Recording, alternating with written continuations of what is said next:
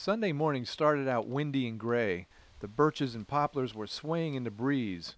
Linda made herself cozy inside. In the afternoon, things cleared and Bill got serious with the 30-plus salmon he caught the day before. The tails are cut so the fish are recognized as subsistence fish and can't be sold. It's not bad. Oh, that's nice. See, we see the backbone all the way down here. So that means I've gone right straight along the backbone there. Bill Black came over and cleaned his fish. Pretty soon there was a big crowd. Ryan handled the hose chores. Ryan and Amanda found a way to stay warm in the cool air. They showed us where they wanted to build their house of the future. It's a nice spot on the hill.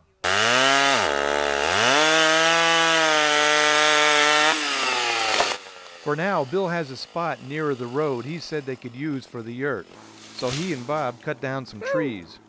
Everyone got involved with the cleanup. All the trees were cut up, loaded into the pickups, and taken to the dump. Bill got the new driveway started by taking out a couple of stumps.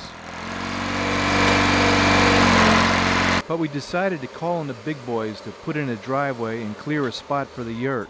He took care of this in just 2.5 hours. If we could get one more tie set up, we'll have passed the halfway mark. Okay. The next phase involved putting up the platform.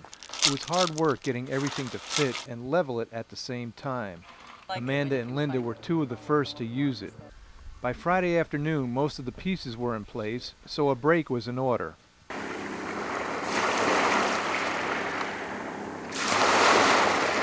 The parents got away over the weekend and went to Bill and Linda's place in Seward.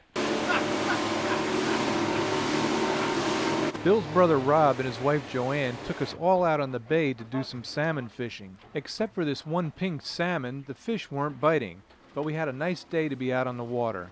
Joanne took the captain's chair while Bill and Rob fished. I think it's What's beautiful. it look like?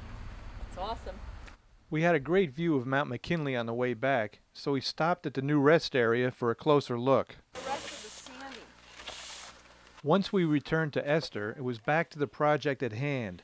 The platform was finally together and level. It was sanded, swept, and painted late Tuesday night. You had it cinched perfectly. On Wednesday, the yurt went up.